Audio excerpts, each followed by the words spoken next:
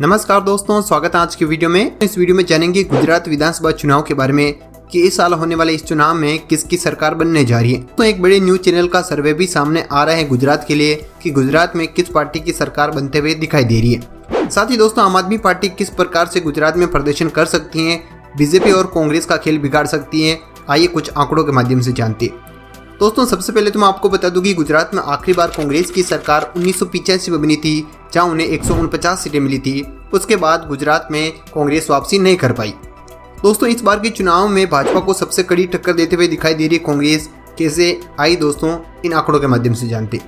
सबसे पहले तो 2017 के आंकड़े आप देख सकते हैं। 2017 में जहां विधानसभा चुनाव हुए थे उसमें भाजपा को 99 सीटें मिली थी, वहीं कांग्रेस को 77 सीटें मिली। दोस्तों, इस चुनाव की सबसे खास बात यह थी कि 1985 के बाद सबसे अच्छा प्रदर्शन कांग्रेस का रहा था गुजरात में।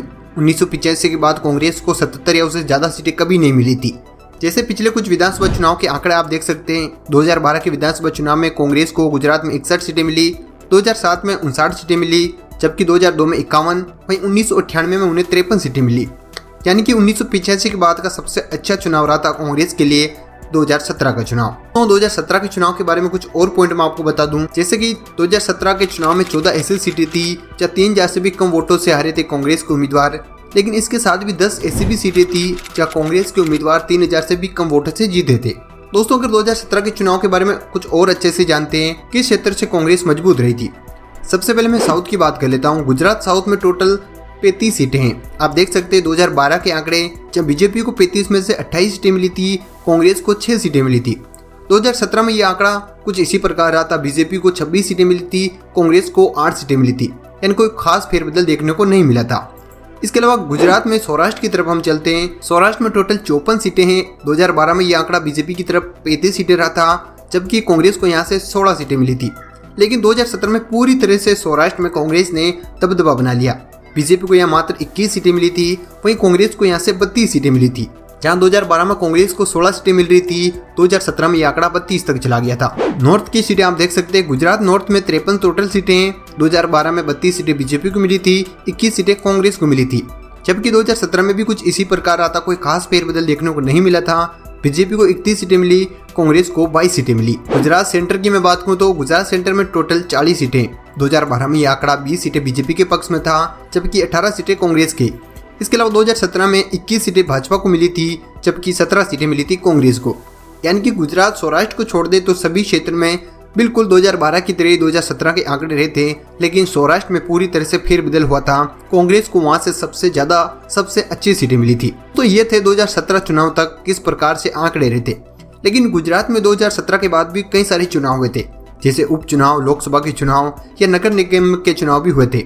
आइए उसके बारे में अच्छे से जानते हैं। सबसे पहले उपचुनाव की बात करते हैं। दोस्तों, 2019 में गुजरात में 6 सीटों पर उपचुनाव हुए थे, जहां 3 सीटें कांग्रेस को मिली थी तो 3 सीटें भाजपा को मिली थी। इसके अलावा दोस्तों, अगले साल गुजरात में 8 विधानसभा सीटों पर उपचुनाव हुए थे। यहाँ पर भाजपा को सारी सीटें पर जीत हासिल हुई थी, कांग्रेस को यहाँ से एक बड़ा झटका मिला था। उपचुनाव में भाजपा हावी रही थी। तो नगर निगम चुनाव की बात कर लेते हैं। नगर निगम चुनाव की मैं बात करूं तो टोटल 576 में से बीजेपी के खाते में 483 सीटें गई थी, जबकि कांग्रेस को यहां से मात्र 55 सीटें मिली थी। दोस्तों, इसके अलावा लोकसभा चुनाव की मैं बात करूं और गुजरात में लोकसभा की टोटल 26 सीटें। 26 में मैं आपको बता दूं कि 2014 और 2019 में कांग्रेस का यहाँ से खाता नहीं खुला था। 2009 में यहाँ यूपीए को सबसे ज्यादा 11 सीटें मिली थी, इंडी को 15 सीटें मिली थी। 2009 के बाद गुजरात से कांग्रेस का खाता नहीं खुला था। तो दोस्तों, ये थे कुछ चुनाव के बारे में जानकारी। लेकिन दोस्तों, अब बात आती है कि 2022 में किस प्रकार के आंकड़े रह सकते हैं। दोस्तों, एनडीटीवी का एक पोल सामने आ रहा है। उन्होंने ये सर्वे कराया है कि आज चुनाव होते हैं तो किस प्रकार से आंकड़े रह सकते हैं, कौन सी पार्टी को कितनी सीटें मिल सकती हैं। दोस्तों, एनडीटीवी सर्वे के मुताबिक आप देख सकते हैं गुजरात में टोटल 182 सीटें हैं, जिनमें से भाजपा को 108 सीटों पर जीत हासिल हो सकती है एनडीटीवी के मुताबिक। दोस्तों, कांग्रेस को 55 सीटें मिल सकती हैं, जबकि आम आदमी पार्टी के खाते में 8 सीटें रह सकती हैं, वहीं अन्य के खाते में 11 सीटें जा सकती हैं। ये दोस्तों एनडीटीवी का पोल था। इसके अलावा दोस्तों, वोट प्रतिशत की मैं बात करूं तो बीजेपी को गुजरात में 50% वोट मिल सकते हैं, जबकि कांग्रेस को 33%, आम आदमी पार्टी को 16% वोट मिल सकते हैं। दोस्तों, ये सर्वे था एनडीटीवी का।